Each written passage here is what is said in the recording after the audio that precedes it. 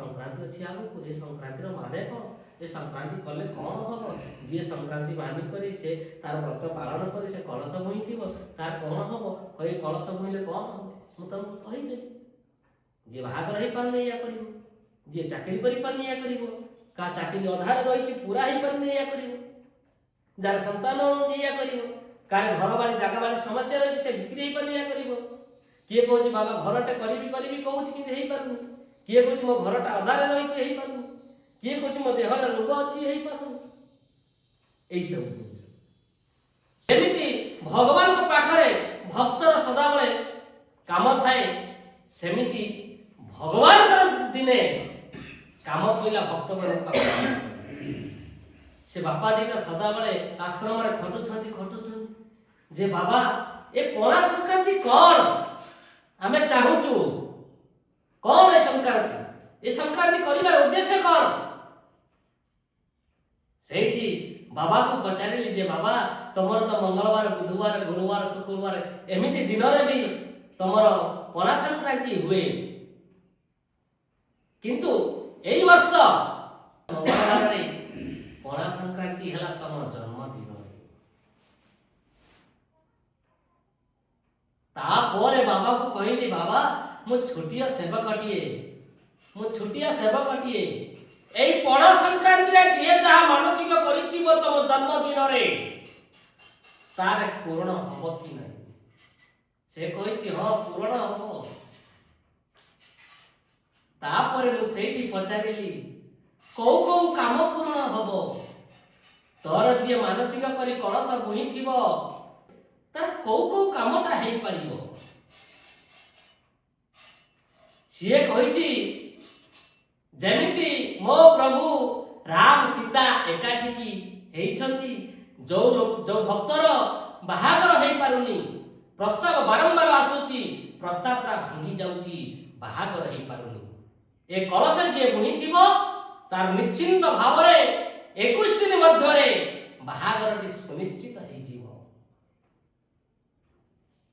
ଆଉ ସିଏ କହିଛି ଯୋଉ ମାଟି କି ବାପାଟି ବାରମ୍ବାର ଚାକିରି ପାଇଁ ଇଣ୍ଟରଭ୍ୟୁ ଦଉଛି, ଗୋଟେ ମାର୍କରେ କଟି ଯାଉଛି, ବାରମ୍ବାର ଦଉଛି କିନ୍ତୁ ହେଇପାରୁନି, ସିଏ କହିଛି ଏଇ ପଣା ସଂକ୍ରାନ୍ତିରେ ଯିଏ 3ଟି କଳସ ମୋର ବୁହିବ ତାର ସକଳ କାର୍ଯ୍ୟ ସିଦ୍ଧି ହେଇଯିବ, ଚାକିରି ନ ହଉଥିଲେ ଚାକିରିଟି ହେଇଯିବ। ସେଇଟା ହନୁମାନଜୀ ତାକୁ ତଥାସ୍ଥ କରିଦେବେ, କିନ୍ତୁ କଳସ 3ଟା ବୁହି ଦେଲେ ହବନି, ତା ପାଇଁ ଉସ୍ତ ପତ୍ରରେ କୁକୁମରେ ଲେଖିବ ରାମ, ଶ୍ରୀରାମ ନୁହଁ ରାମ, କିନ୍ତୁ କୁକୁମରେ ଲେଖିବ କାହିଁରେ? ଡାଳିମ୍ବ କାଠିରେ, କିନ୍ତୁ ସେ କାଠିଟା ଶୁଖିଲା ନାହିଁ, କଞ୍ଚା ଥିବା ଦରକାର। ଦ୍ୱିତୀୟ ପ୍ରଶ୍ନ। ତୃତୀୟ ପ୍ରଶ୍ନ,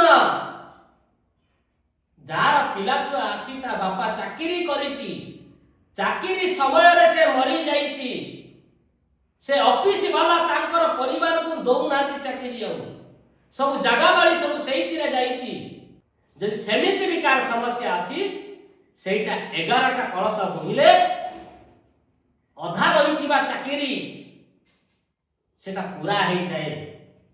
କୋଉ ଜାଗାର ଅଫିସରେ କୌଣସି ବାବୁ ଭାଇଆ ମାନେ ହଇରାଣ କରୁଛନ୍ତି ତାକୁ କି ସେ 11ଟା କଳସ ବୋହିଲେ 11 ଦିନରୁ 33 ଦିନ ମଧ୍ୟରେ ଚାକିରି ହେଇଯିବ। ଆଉ ଯାହାର ବହୁତ ଦିନରୁ ରୋଗ ବାଗ ରହିଛି ସେଥିପାଇଁ 7ଟା କଳସ ବୋହିଲେ 27 ଦିନରେ ରୋଗ ବାଗ ଖଣ୍ଡନ ହବ। এই পଣା ସଂକ୍ରାନ୍ତି ମଙ୍ଗଳବାର ହନୁମାନଜୀଙ୍କର ଏଇ ଆଶୀର୍ବାଦ ସମସ୍ତ ଉପରେ ଅଛି। ଯିଏ କହୁଛି ବାବା ମୁଁ ଘରଟା କରିଛି ଅଧାରେ ରହିଯାଇଛି, କ'ଣ କରିବାକୁ ପଡ଼ିବ? ତାହାରି କଳସରେ 11 ଗୋଟି ହରିଡ଼ା ପକେଇ ଦବ, ଗୋଟିଏ କଳସ ବୋହିବ, କିନ୍ତୁ ସେଇ କଳସରେ କେବଳ ପଇଡ଼, କଳସ ଭିତରେ ଗୋଟିଏ କଦଳୀ ଥିବ, ଅଧା କାମଟା ପୁରା ହେଇଯିବ।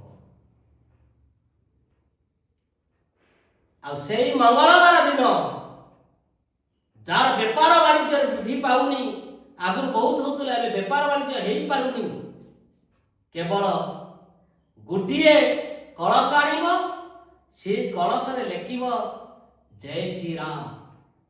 କଳସ ଭିତରେ ଚାରିପଟରେ ଜୟ ଶ୍ରୀରାମ ଜୟ ଶ୍ରୀରାମ ଜୟ ଶ୍ରୀରାମ 3 ବାର ଲେଖିବ। ଲେଖି ସାରିଲା ପରେ ସେଠି ହନୁମାନଙ୍କର ମସ୍ତକରେ ଯୋଉ ଚିତାଟା ଲଗାଯାଏ ସେଇ ଚିତାର ଅଙ୍କନ ହବ। ତାହେଲେ ସେ କାମଟି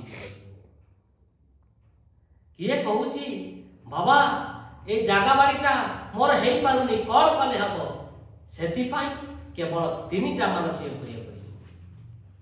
କିଏ କହୁଛି ବାବା ମୋର ଗର୍ଭରେ ସନ୍ତାନ ରହୁନି, ସେଥିପାଇଁ କେବଳ 7ଟା କଳସ ବୋହିବ, 7ଟା ମାକୁ ସ୍ମରଣ କରିବ, ତାପରେ ହନୁମାନଜୀ ଆଶୀର୍ବାଦ ଦେବେ, ତାର ସକଳ କାର୍ଯ୍ୟ ସିଦ୍ଧି ହେଇଥିବ। ସେଇ ହନୁମାନଙ୍କ ଜନ୍ମଦିନରେ ଯିଏ ଏସବୁ କର୍ମ କରିପାରିବ ସକଳ କାର୍ଯ୍ୟରୁ ସିଦ୍ଧି ପାଇପାରିବ। ତମେ ଯୋଉଠି ଯାଅ, ଏଇଠି ବୋଲି ନାହିଁ, ଯୋଉଠି ହନୁମାନ ମନ୍ଦିର ଅଛି ସେଇଠି କରିବ। କିଏ କୋଉଠି ପୂଜା କରୁ ନ କରୁ, କିଏ କୋଉଠି ଯଜ୍ଞ କରୁ ନ କରୁ, ଆମର ଯାସ, କିନ୍ତୁ ଆମ ମନଟା ପରିଷ୍କାର ଥିବା ଦରକାର ଯେ ପ୍ରଭୁ ମୁଁ ଏଇ କର୍ମଟି ପାଇଁ ଆସିଛି, ପ୍ରଭୁ ମୋ କର୍ମଟି କରିଦିଅ, ମୁଇଁ ତୋର ସନ୍ତାନ, ତୁମ କର୍ମଟି କରିଦେ। ସେ ନିଶ୍ଚିନ୍ତ ଭାବରେ 11 ଦିନ ବା 21 ଦିନ ମଧ୍ୟରେ ତାର କାର୍ଯ୍ୟ ସିଦ୍ଧି ହେଇଯିବ, ତାର କାର୍ଯ୍ୟ ସିଦ୍ଧି ହେଇଯିବ। ସେମିତିକି ଆମେ ଯାଇଛେ କୋଉ ଜାଗାରେ ଚାକିରି ଆମର ହେଇପାରୁନି, ସେ ବାରମ୍ବାର ତମକୁ ଦୌଡ଼ଉଛନ୍ତି, କହୁଛନ୍ତି କାଲି କରିବି, ପରଦିନ କରିବି, ତା ଦିନ କରିବି। ଠିକ ଅଛି, ସେ ଯେତେ ବଡ଼ ଅଫିସର ହୋଇଯାଉ, ସେଥିପାଇଁ କେବଳ 9ଟା କଳସୀରେ 9ଟା ଟଙ୍କା କିଆ ପକେଇ ଦେବ। କିନ୍ତୁ ସେ କଳସୀଟା ତମର ନ ହେଇଥାଉ, ଆଉ ଯାହାର ବି ହେଇଥାଉ। ଯଦି ତମେ 9ଟା ଲୋକ ନ ଆଣିକରି ନିଜେ ବୁହି ନ ପାରିଲ, ଯୋଉ ମା ମାନେ କଳସ ଆଣିଥିବେ, ଯେତେବେଳେ କଳସ ଥୋଇବେ ସେଇ ଜାଗାରେ 9ଟା ଟଙ୍କା କିଆ ଥୋଇଦବ, ସେ ଆଣିଥାଉ କଳସ, ତାର କାମ ହବ, ତମର ବି ପୁଣ୍ୟ ହେଇଯିବ। ସେଟା ବି ଅଛି, କାରଣ ବାବାଙ୍କର ନିର୍ଦ୍ଦେଶ ହଉଛି ସେଇଆ ଯେ ଏଇ କର୍ମ ଯିଏ କରିପାରିବ ସକଳ କାର୍ଯ୍ୟ ସିଦ୍ଧି ହବ। ଆଉ ସେଇ ମଙ୍ଗଳବାର ଦିନରେ ଯିଏ ପାନପତ୍ରରେ ହନୁମାନ ସିନ୍ଦିରରେ ସେ ଲେଖିବ ରାମ ରାମ ରାମ ରାମ ରାମ ରାମ, ଯିଏ 108ରେ ଲେଖିକରି ବାବାଙ୍କ ଗଳାରେ ଚଢେଇବ ସକଳ କାର୍ଯ୍ୟ ସିଦ୍ଧି ହବ। କାହିଁକି ଶତ୍ରୁ ରହୁଛନ୍ତି, କଣ କଲେ ଶତ୍ରୁକୁ ବିନାଶ କରି ଆମେ ଆଗକୁ ଯିବା?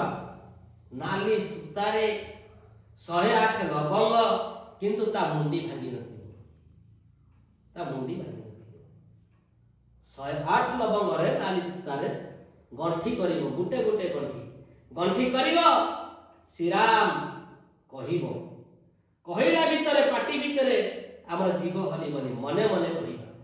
ସେଟା ହଉଛି ମୌନରେ କରାଯାଏ। ସେଇ ଜିନିଷଟା ପୁଣି ହନୁମାନଙ୍କ ପାଖରେ। ଆଉ ଯିଏ ଏବେ ପାଠ ପଢୁଛି ଯେ ବାବା ମୁଁ ଏତେ କାମ କଲି ନା, 2-3 ଥର ଇଣ୍ଟରଭ୍ୟୁ ଦେଲି ନା, 4-5 ଥର ଇଣ୍ଟରଭ୍ୟୁ ଦେଲି ନା, ଏଟା ହେଇପାରୁନି, ସେ କେବଳ ହନୁମାନଙ୍କ ପାଖରେ ଆମର ସରାରେ, ମାଟି ସରାରେ ଯିବ, ସେଇ ସରାଟାକୁ ହଳଦୀ ପାଣିରେ ଧୁଆଯିବ, ତାପରେ ତାକୁ ସତୀର୍ଥ ଜଳରେ ଧୁଆଯିବ, ତାପରେ ସେଇ ସରାଟାକୁ ପଞ୍ଚାମୃତରେ ଧୁଆଯିବ। ଧୋଇ ସାରିଲା ପରେ, ସଫା କରି ସାରିଲା ପରେ ସେଇ ସରାରେ ଲବଙ୍ଗ, ଗୁଜୁରାତି, ଅଳେଇଚ, ମିଶ୍ରି, କାଜୁ, କିସମିସ, ପେସ୍ତା, ଚେରି, ଗୋଲିମରିଚ ଏସବୁ ସେ ସରାରେ ଦିଆଯିବ। ଆଉ ଗୋଟିଏ ଟଙ୍କା କିଆ ଦିଆଯିବ। ତାକୁ ନାଲି ଛିଟରେ ବାନ୍ଧି ହନୁମାନଙ୍କ ପାଦ ତଳେ ଥୋଇଦବ ଯେ ପ୍ରଭୁ ଏଇଠି ମୋର ନେ, ମୋ କାମଟି କର। ସେଟା ବି ହେଇପାରିବ। ସେମିତି ନୁହଁ ଆମେ କଳସ ବୁଲେଇ ଦେଲେ ସେମିତି ହବ, ତାର ନୀତି ନିୟମରେ କଲେ ସକଳ କାର୍ଯ୍ୟ ସିଦ୍ଧି ହବ। କିନ୍ତୁ ଭଗବାନଙ୍କୁ ଏତିକି ଆମେ ପ୍ରାର୍ଥନା କରିବା, ଯେଉଁ ଜାଗାରେ ହଉ ପଣା ସଂକ୍ରାନ୍ତି, ସାରା ବିଶ୍ୱରେ ପଣା ସଂକ୍ରାନ୍ତି ହେବ, କୌଣସି ଜାଗାରେ ବାବା ମହାବୀର ତାଙ୍କ ଜନ୍ମଦିନରେ କାହାରି ଅସୁବିଧା ନ କରୁ, ସବୁ ଜାଗାରେ ପଣା ସଂକ୍ରାନ୍ତି ଧୁମାଧୁମ ଆଉ ସବୁ ଭଲରେ ଭଲରେ ହବ। ସାରା ବିଶ୍ୱରେ ଯେଉଁଠି ବି ହଉ, ସାରା ବିଶ୍ୱରେ ଯେଉଁଠି ବି ହଉ କିଛି ଅସୁବିଧା ନ ହବ, କିନ୍ତୁ ବାବାଙ୍କର ଆଶୀର୍ବାଦ ଅଛି, ନିଶ୍ଚିନ୍ତ ଭାବରେ ସବୁ କାମ ଭଲରେ ଭଲରେ ହବ ଆଉ ବହୁତ ଧୁମଧାମରେ ହବ। ଯଦି ସ୍ୱଚ୍ଛ ମନରେ ଡାକିଥିବ ତମ ହୃଦୟ ଭିତରେ ବାବା ବସିବ। କିନ୍ତୁ ଏ ବାବା ସେଦିନ ବୁଲିବ, ଏ ବାବା ସେଦିନ ବୁଲିବ ଭକ୍ତଙ୍କ ଦେହରେ ପଶି। ସ୍ୱୟଂ ହନୁମାନ ଭକ୍ତଙ୍କ ଦେହରେ ପଶି ସବୁ ଜାଗାରେ ବୁଲିବେ। ସେ ନିଜେ ସମସ୍ତଙ୍କୁ ବତେଇବେ, ସିଏ ନିଜେ ଭକ୍ତ ହେଇକରି ଭକ୍ତ ରୂପରେ ସମସ୍ତଙ୍କୁ ଆଶୀର୍ବାଦ କରିବେ, କିନ୍ତୁ କେହି ଦେଖିପାରିବେନି। ଯିଏ ଠିକ୍ ମନରେ ଡାକିଥିବ ସ୍ୱୟଂ ହନୁମାନଜୀକି ସେଇଦିନ ଦେଖିବ, ସେ ତଥାସ୍ତୁ କରିଦେବ। ଯେଉଁ ଭକ୍ତମାନେ ଆମ ଆଶ୍ରମକୁ ଆସୁଛନ୍ତି କଳସ ବୋହିବା ପାଇଁ, ସେମାନେ କେତେବେଳେ ପହଞ୍ଚିବେ? ସେମାନଙ୍କ ପାଇଁ ସମୟ ଦିଆଯାଇଛି 6ଟା, ସମୟ 6ଟା ଭିତରେ ଆସିବେ।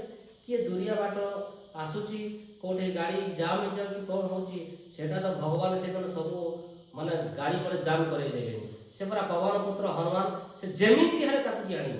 ଆଉ ଏଠିକି ଯିଏ ବି ଆସିଛି କେବେ କୌଣସି ନ ଧରି ଖାଲି ହାତରେ ଫେରି ଯାଇଛି ସେଟା ମୁଁ ଜାଣିନି। ଯେତେ ବି ଆସୁଛନ୍ତି କି 8ଟାରେ 9ଟାରେ ଆସିଲେ ବି ସେ କଳସ ନେଇକିରି ଯାଇକରି କଳସ ପୁଣି ବୋହିକରି ଆସନ୍ତି, କେବେ କି ଫେଲ୍ ମାରିନାହାନ୍ତି।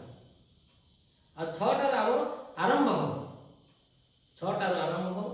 ତାପରେ ଆମର 6ଟାରୁ କଳସ ଯାତ୍ରା, ତାପରେ ଆମର 9ଟା 9:30 ବେଳକୁ ଆମର ହନୁମାନଙ୍କର ଯଜ୍ଞ, ଆଉ କଳସ ଯାତ୍ରା ସହ ଆମର ସେଇ 10ଟା 10:30 ଭିତରେ ସରିଯିବ। ତାପରେ ସେଠି ରଖାଯାଇଛି ଭକ୍ତମାନଙ୍କ ପାଇଁ ଗୋଟେ ଦହିପଣା ଆଉ ଗୋଟେ ବେଲପଣା ଆଉ ପ୍ରସାଦ ସେବନ 12:30ଟାରେ ଅଛି, କିନ୍ତୁ ଆମେ 12:30ଟାରେ ରଖିବୁନି, ଆମେ ସେଇ 11ଟାରୁ ଷ୍ଟାର୍ଟ କରିବୁ। ସେଇ ଭିତରେ ଯଜ୍ଞ ପାଠ ସବୁ କିଛି ହେବ। ପୂର୍ଣ୍ଣାହୁତି 4ଟା ସମୟରେ ପୂର୍ଣ୍ଣାହୁତି ବି ହେଇଯିବ। ତାପରେ ମୁଁ ସଦାବେଳେ ସମସ୍ତଙ୍କୁ କହୁଛି, ସବୁ ଭକ୍ତମାନଙ୍କର ମନସ୍କାମନା ପୂର୍ଣ୍ଣ ହେବା ପାଇଁ, ଯେଉଁ ଦୁଃଖୀ ଗରିବ ଆସିବେ ସେମାନଙ୍କର ମନସ୍କାମନା ପୂର୍ଣ୍ଣ କରିବା ପାଇଁ, କିଏ ଚାକିରି, କିଏ ବାହାଘର, ସବୁ ଭକ୍ତ ସମସ୍ତଙ୍କର ସମସ୍ୟା ନେଇ ଆସିବେ। ମୁଁ ସେଇଠି ଭଗବାନଙ୍କ ପାଖରେ ବାବାକୁ ଡାକିବି, ହେ ପ୍ରଭୁ, ହେ ବାବା ହନୁମାନଜୀ, ବାବା ମହାରାଜ ତ୍ରିତ୍ରାୟ, ଯେଉଁ ମାଟି ଯେଉଁ ବାପାଟି ଯେଉଁଥିପାଇଁ ଆସିଛି ତାର ମନସ୍କାମନା 21 ଦିନ ମଧ୍ୟରେ କରାଯାଉ। ଯଦି ଠିକ୍ ସତ୍ ମନରେ ବାବାକୁ ମୁଁ ଡାକିଥିବି, ନିଶ୍ଚିନ୍ତ ଭାବରେ ସବୁ ବାପାମାନଙ୍କର, ମାଆମାନଙ୍କର ଆଉ ମୋର ଛୋଟ ଛୋଟ ଭାଇ ଭଉଣୀମାନଙ୍କର ସକଳ କାର୍ଯ୍ୟ ସିଦ୍ଧି କରିବି।